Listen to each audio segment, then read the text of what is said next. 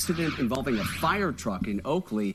That water tender responding to a brush fire overturned this afternoon. Sky Fox was overhead as emergency crews tried to get that truck uprighted.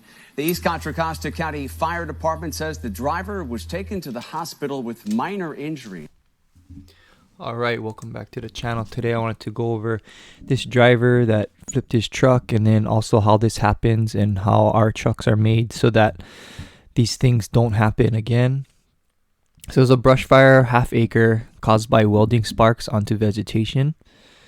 But you can see this truck fully flipped on its head, and they did a good job with trying to control. There wasn't too much diesel fuel spill from this incident, but the reasons these things happen is because these tenders have a lot of water sloshing about, especially because these are specifically made to carry water to the scene, just like our ARF trucks. Since at the airport we don't have many hydrants, we have these lateral acceleration indicators. So these things are installed in our trucks because we have high center of gravity on these trucks as well, along with, if you're driving, hopefully you drive with full tank of water, but if you have less than full tank, now when you make turns, all that water is sloshing around, which could cause your center of gravity to shift.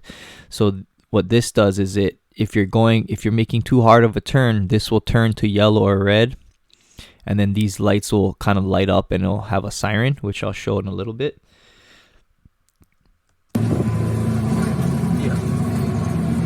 So he's gonna make a hard left turn.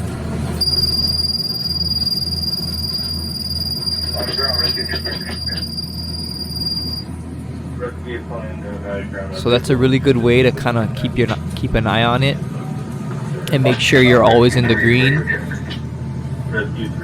and just to slow down during your turns, and hopefully these kind of things won't happen. But yeah, that's the main things. The trucks are pretty good at, but of course he was going to an incident. Hard to say the reasoning why he flipped, but yeah, definitely driving slow, and then watch out for that lateral acceleration indicator. That's all I got. Just wanted to go over that incident from Tuesday, September 7th at Oakley. Catch you next time.